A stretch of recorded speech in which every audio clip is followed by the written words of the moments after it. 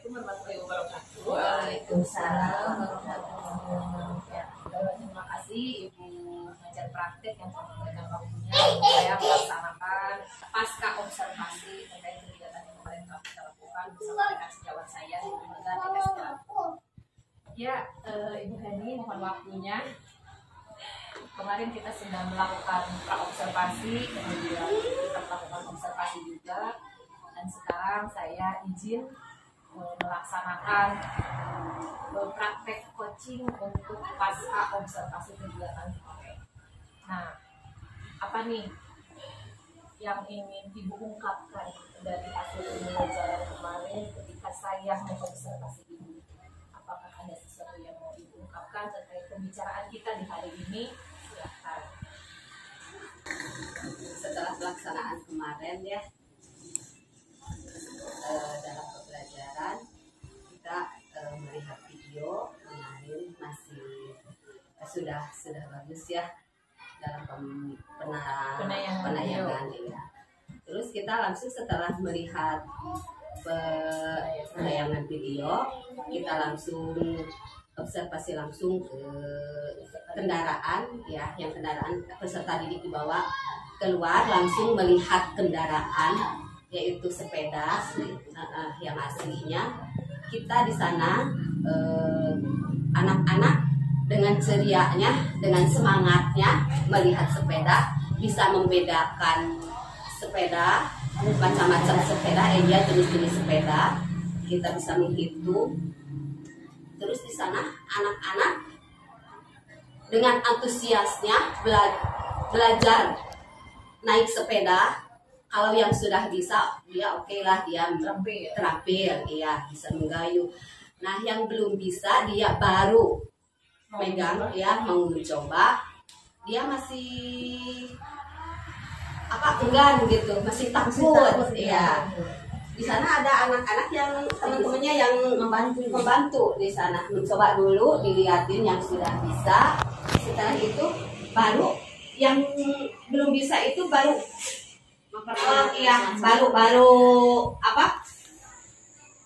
memegang gitu, iya, baru mencoba gitu ya, memberanikan diri ya, mencoba, membawa anak-anak tersebut belajar ya.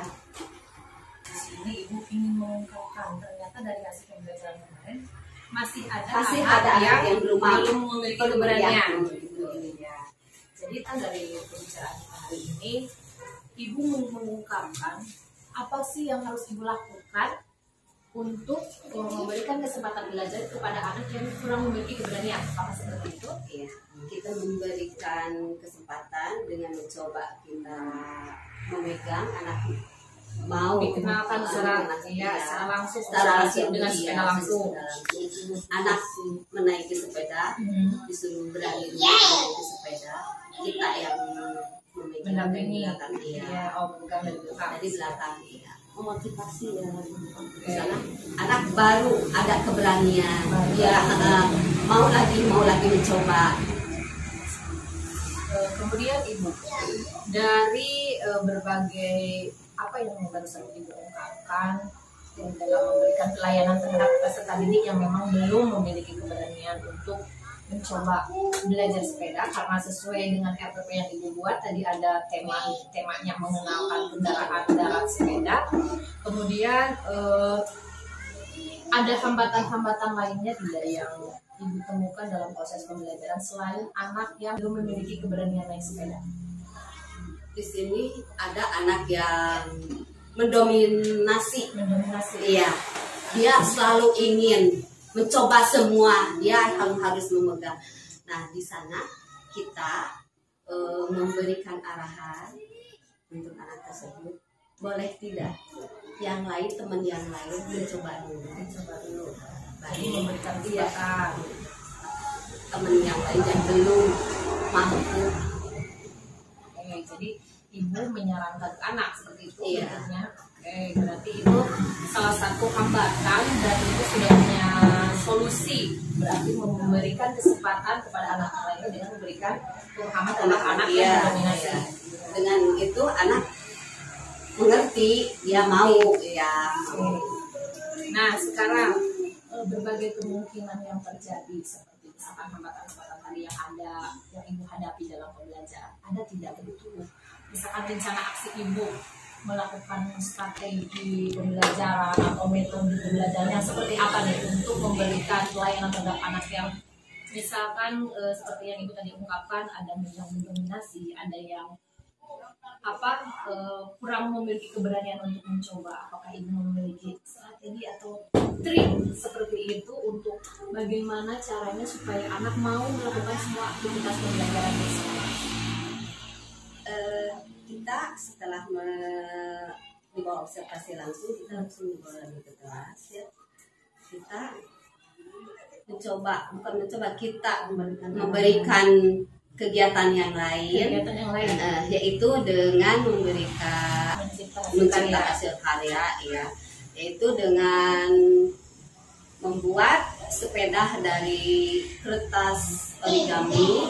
Di sana anak-anak dengan berkelompok ya mencoba untuk buat sendiri dengan arahan dari ibu. Jadi ibu membuat strategi untuk pembelajaran berkelompok lainnya agar bisa dilakukan anak, terutama untuk anak-anak yang mungkin belum memiliki ketertarikan terhadap sepeda secara langsung. Jadi ibu membuat metode pembelajaran karya seperti sepeda dari kertas origami.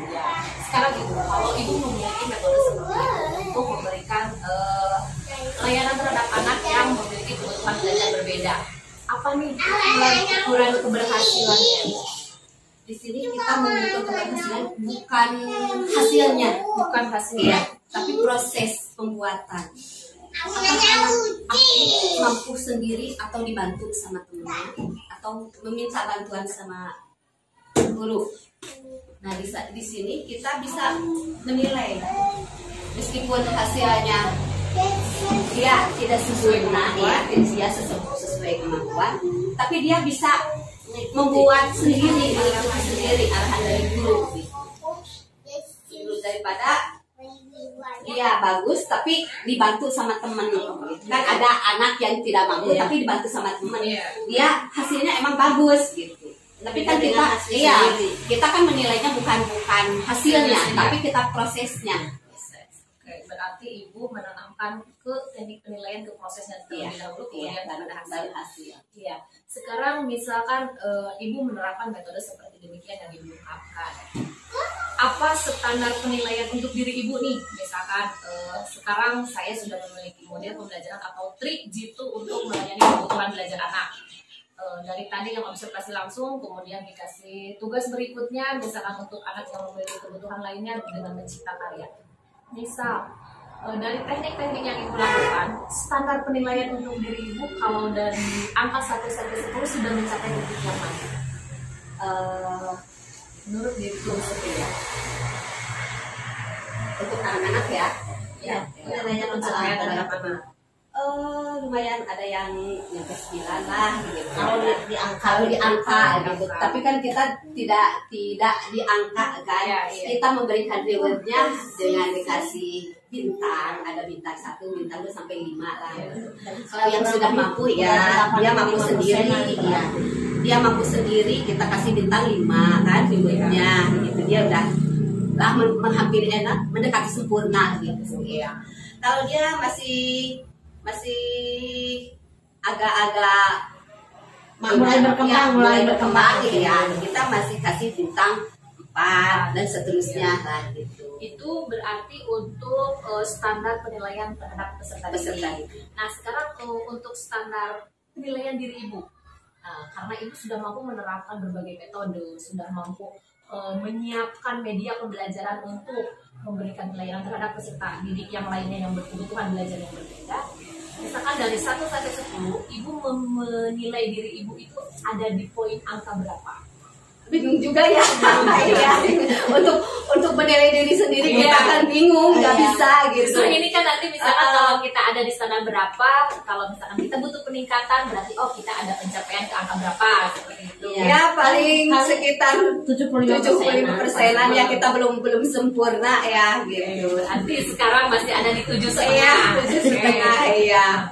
Kalau misalkan target kedepannya Ibu dari 7,5 ini ingin melonjak ke nilai angka berapa? Ya bertahap aja ya, ya paling 80 85 gitu lah. 80 85. Oke, siap, mudah-mudahan ada ya. Nah, sekarang kalau Ibu sudah menerapkan nih standar aku misalkan kenal diri hari ini untuk saat ini baru ada di 7,5. Kemudian ada pencapaian ke 8 secara bertahap. Ada trik lain atau ya ada metode lain atau trik atau seperti strategi yang seperti apa untuk meningkatkan kompetensi kita ke nilai yang Ibu sudah tetapkan 8 secara bertahap seperti itu? Ya, gini, kita melalui permainan dulu ya kepada sama peserta didik pada anak. Kita mengasih permainan, baru setelah itu kita ke pembelajaran ya. Berarti Ibu menerapkan trik baru, strategi baru untuk peserta didik. Iya.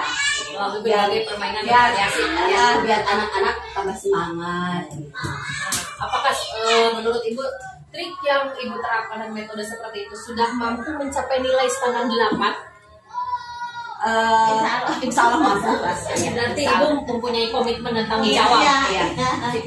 Oke, setuju. Berarti Ibu sudah memiliki tanggung jawab dan komitmen untuk bertahap. Ya, selain itu alas peraganya harus menunjang gitu ya.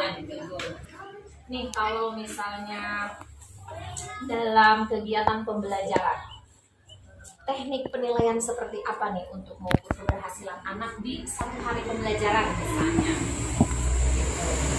Kita mengukur anak itu yang aktif, yang mau kreatif dengan berbagai kegiatan, terus yang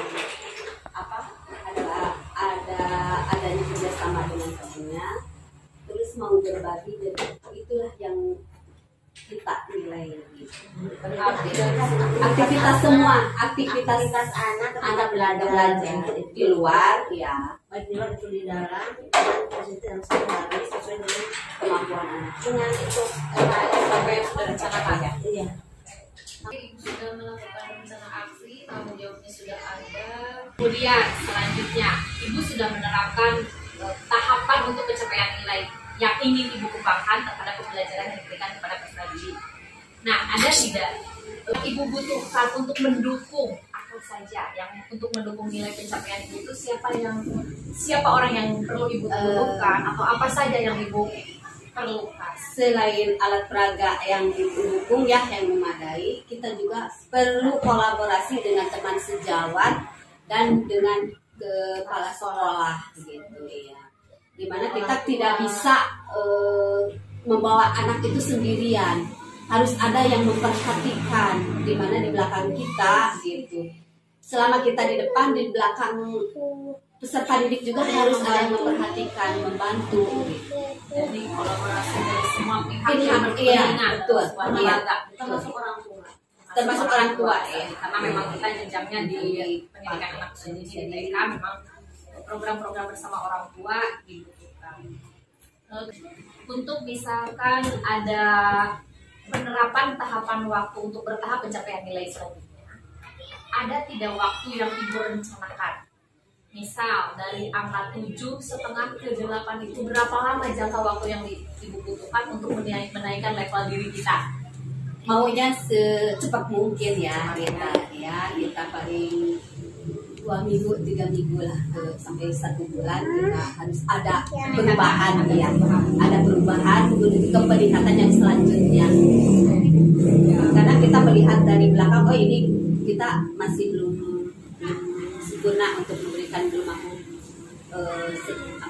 sempurna memberikan ke anak, pelayanan terhadap anak. Nah, kita minggu berikutnya kita mencoba lagi. Nah, terus kita mencoba lagi untuk memberikan trik yang baru biar anak tambah semangat, gembira, dan mau belajar dan datang ke sekolah lagi. Dengan belajar Iya, dengan berbagai media cara belajar, kemudian teknik dan metode yang Ibu tadi terapkan yang bervariasi.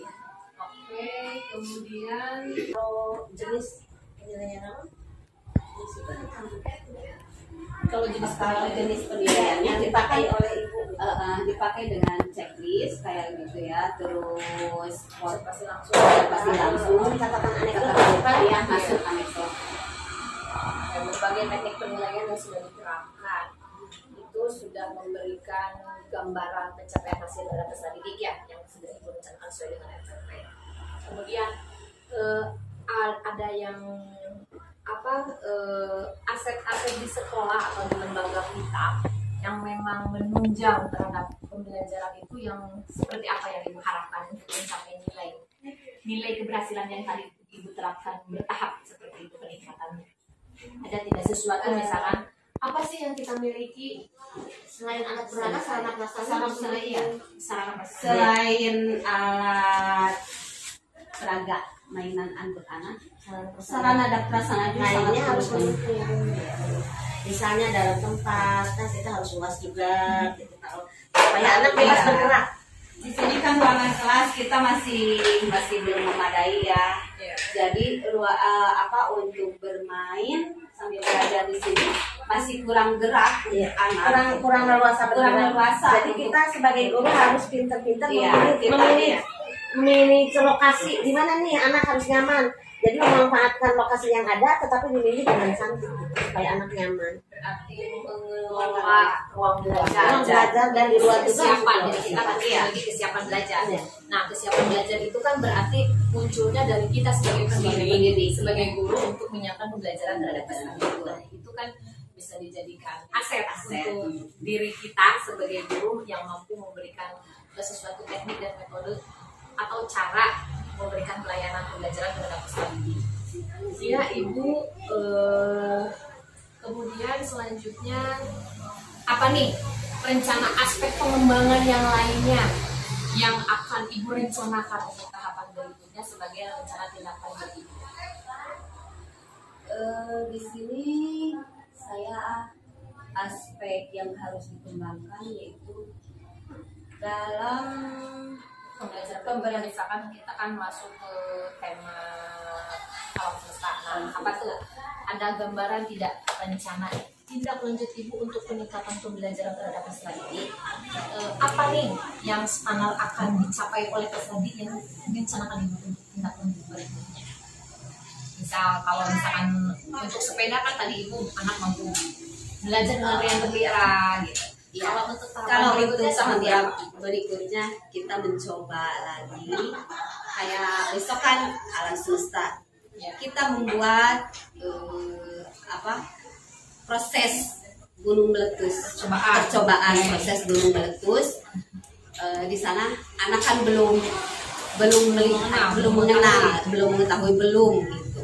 Jadi kita mencoba untuk metode yang baru.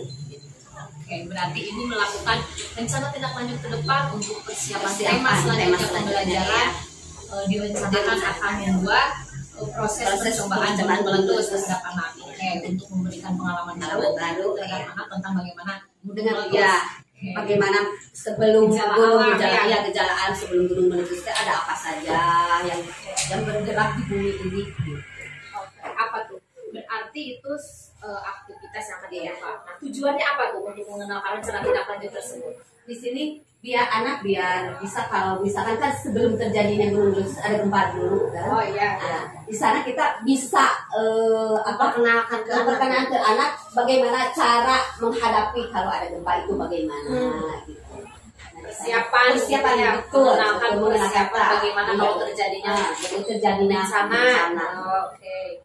Berarti ada tidak ukuran keberhasilannya seperti apa kalau Ibu merencanakan seperti demikian? Nilainya anak mengenal dan gempa itu seperti apa? Mengenal, paham dan bahayanya seperti apa? Bisa nantinya bisa mengantisipasi kalau ada gempa itu harus bagaimana. Jadi minimalnya tahu bahayanya, ciri-ciri gempa itu apa, bagaimana. Ada tidak sarana pendukung yang Ibu butuhkan untuk melakukan rencana tindak lanjut tersebut? Apa saja? Di sini kan banyak. Ini ada kursi, meja. Kita bisa untuk kalau ada gempa kita ngumpet di bawah meja gitu. Atau di suling gitu. Itu kan sebagai sarana pendukung. Berarti Ibu memanfaatkan aset yang ada dimiliki di ruangan ini gitu. Kita tidak perlu jauh-jauh. atau kan bisa lari keluar ke sana ke halaman gitu kan. Kalau kita ada gempa jangan diam aja di ruangan, kita harus keluar gitu kan. Kita bisa memberikan arahan ke anak bagaimana kita bisa menyelamatkan diri sendiri dulu gitu. Jadi berarti Ibu sudah matang merencanakan rencana tindak lanjut untuk kegiatan program selanjutnya terhadap peserta didik. Nah, kira-kira Bu, dalam merencanakan program tersebut, waktu yang dibutuhkan berapa lama untuk pencapaian satu titik pencapaian penilaian keberhasilan terhadap anak? Kalau untuk dari persiapan itu paling seminggu lah, bisa. Tidak seminggu juga bisa, kurang dari seminggu juga untuk persiapan. Soalnya kan di sini alat-alat sudah ada. Alat-alat sudah lengkap, aset kita miliki, kita gunakan. Iya. Oke, kita maksimalkan ya dalam penggunaan pembelajaran. Kemudian terkait dengan rencana tindak lanjut Ibu sudah siapkan seluruhnya. Ibu berencana ingin memanfaatkan aset yang kita miliki untuk kegiatan pembelajaran tema selanjutnya.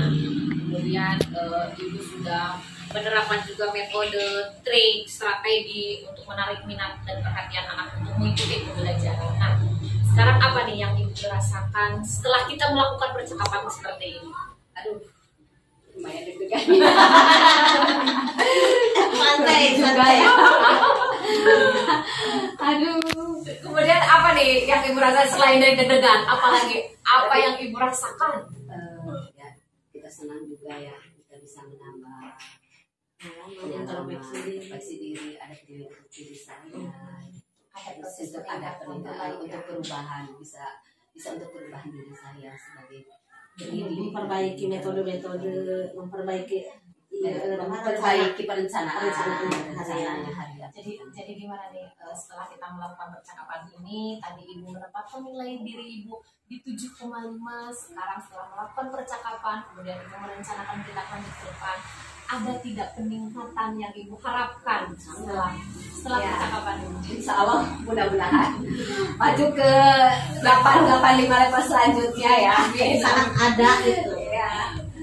Kemudian setelah percakapan ini Harus ada sesuatu yang Ibu rasakan itu untuk melakukan pembelajaran berikutnya apa nih? Apakah aku misalkan diriku sebagai pendidik sudah benar atau memang merasa sudah yakin melakukan proses tahapan selanjutnya dengan berbagai rencana dan metode yang Ibu terapkan, atau seperti apa yang Ibu rasakan? Belum sempurna sih, cuma kita harus yakin, harus mampu ya. Dan kita harus berusaha untuk menuju ke sempurna yang lebih baik, kebaikan yang lebih baik. Iya. Semangat. Terima kasih Ibu atas waktunya. Dari proses pasca observasi yang telah kita lakukan, ternyata memang kita banyak melakukan diskusi dan percakapan, pengungkapan apa yang kita sebenarnya selalu kita ungkapkan keseharian, tetapi karena kita sekarang sedang butuh untuk didokumentasikan, tapi ternyata kita bisa melakukan proses coaching ini. Terima kasih. Nah, sekarang yang di akhir sebelum kita tutup pembicaraan kita, apa nih yang mau Ibu simpulkan dari awal kita berbicara, kita menentukan tujuan pembicaraan, kemudian Ibu mengungkapkan berbagai hambatannya seperti apa dan solusinya seperti apa, sampai kepada tahap Ibu menentukan tahapan peningkatan kualitas dari Ibu sebagai pendidik, sampai perasaan Ibu itu seperti apa. Silakan kita simpulkan. Di sini setelah melihat kemarin ya melakukan kegiatan, kita mencoba memberikan trik untuk kegiatan yang lain dan mencoba memberikan strategi yang lain yang belum kita coba. Terus untuk pengukuran diri saya masih bagaimana ya, kita deg-degan, masih butuh pembelajaran. Betul sekali. Sama ya. Kemudian apalagi nih yang mau Ibu ungkapkan? Silahkan ungkapkan Ibu secara bebas apa yang dirasakan setelah kita melakukan proses coaching ini. Setelah karena melakukan ada kegiatan seperti ini sekarang. Iya. Ada pengalaman ya. Pengalaman baru. Iya, deg-degan introspeksi diri, untuk perubahan diri, untuk berani tampil di. Oke. saling mengoreksi diri. Kalau untuk Iya, kalau untuk diskusi biasa misalkan kita sudah sering Terbiasa. terbiasa. Coba kalau melakukan diskusi tapi dengan proses coaching ternyata seperti ini. Iya, kita tegang juga yang ada di pikiran ini. Aduh, kemana? Kan bahasanya Pak Baliut. Nah, sekarang menurut Ibu proses coaching ini, kebetulan di sini ada Ibu kepala sekolah, proses coaching ini perlu tidak dilakukan? Sangat Perlu. Mestinya kita kalau bisa sebulan sekali. Enggak, bukan sebulan sekali.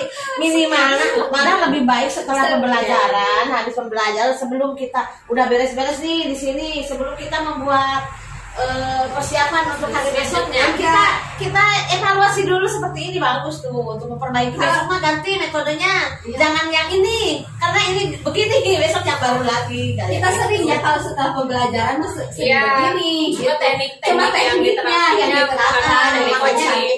Makanya seperti itu. Kita kan tekniknya diskusi lah. Diskusi biasa. Iya, biasa gitu. Kan ada coaching, ada mentoring. Ya. Kalau kita menerapkan teknik coaching, jadi di sini kita selevel, ada kemitraan, kita sama-sama pendidik, sama-sama belajar, sama-sama berkonsultasi. Kepala Ya, ya. Oh ya, bukan maksudnya ibu kepala gitu. Ya, demikian Ibu Heni, terima kasih atas waktunya. Mohon maaf atas segala kekurangannya. Semoga nanti kita ke depannya, khususnya lembaga kita TK Ratu, dan dimulai dari diri kita sendiri mampu meningkatkan kualitas diri kita sebagai pendidik, kemudian kita mampu menerapkan strategi-strategi pembelajaran untuk menarik minat dan perhatian anak, kemudian mampu meningkatkan kualitas lembaga kita untuk menjadi nilai dan daya jual yang tinggi, ya Ibu Kepala. Nah, seperti itu. Terima kasih atas waktunya. Sampai jumpa di lain kesempatan. Kita melakukan praktek coaching lagi. Ya, siap. Assalamualaikum warahmatullahi wabarakatuh. Waalaikumsalam.